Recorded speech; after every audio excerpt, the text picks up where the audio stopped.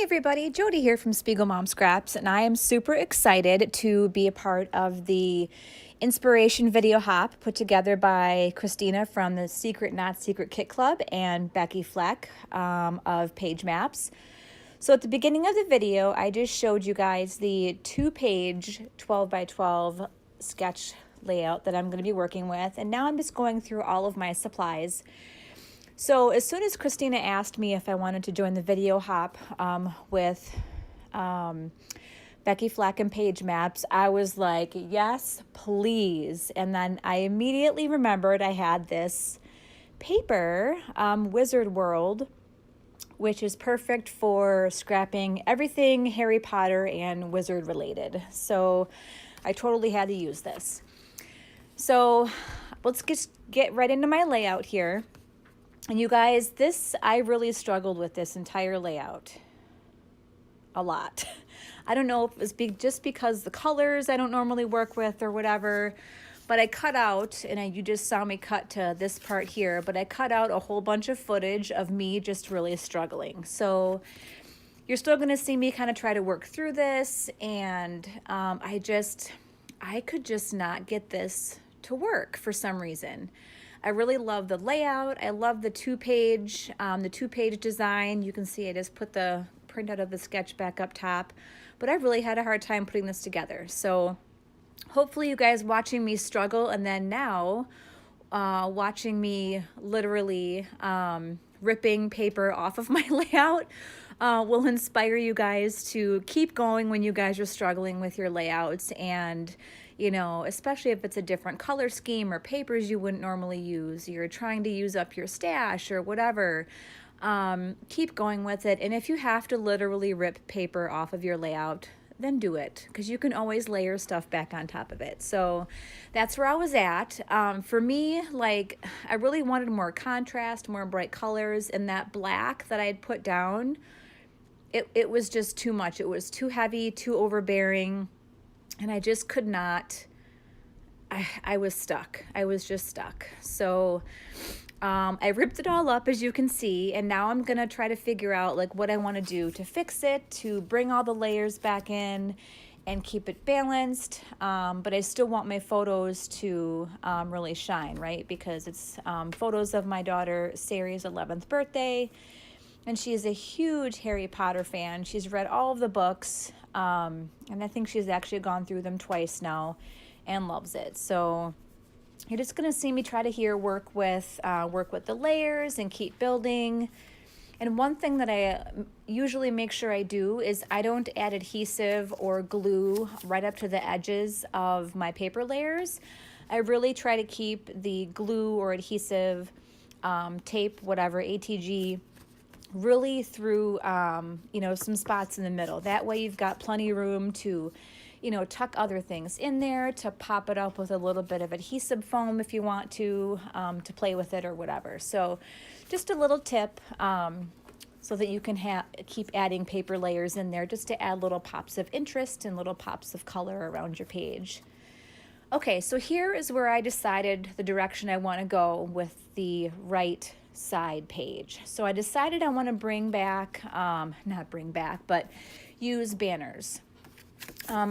Banners started to be, a new page element, design element years ago, and I used to use them all the time and love them. I still think they're a very classic element, and I love using them. So that's the direction I decided to go.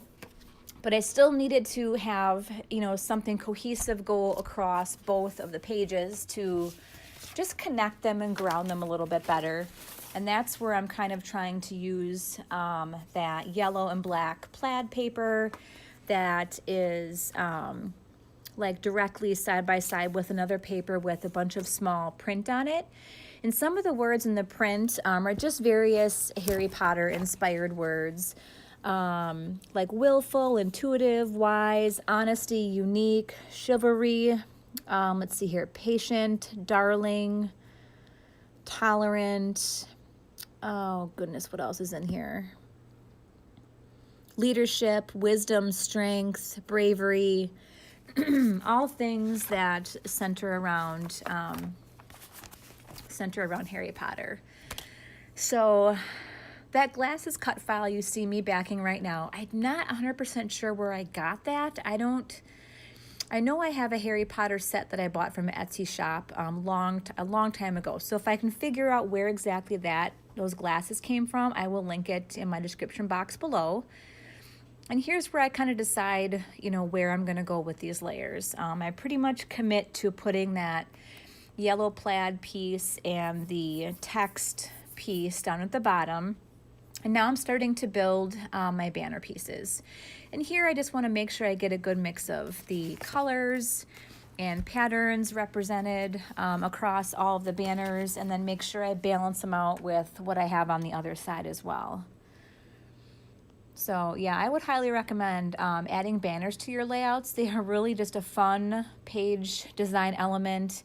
It goes for girls and boys pages. They're great for sports pages. They're just really great for anything. Birthdays, you can add pictures to them. You can just do so many fun things with banners. I feel like I've forgotten about them for so long, and when I was putting this layout together and just really struggling, I was like, oh, I got to put banners here. That would work best. So yeah, so that's what you see me doing. I'm just trying to figure out, I'm going to probably trade out some papers here because I don't want doubles, and just make it all work together. And that cut file with all the connected hearts, that I will link that below as well. That is from Scrapbook and Cards Today, and that is a free cut file that is on their website or their blog. So I will link that below as well.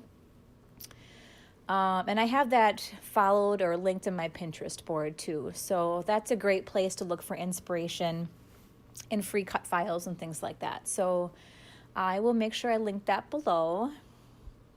And here, I just love this candle paper. The candle paper is actually directly on the back side of the,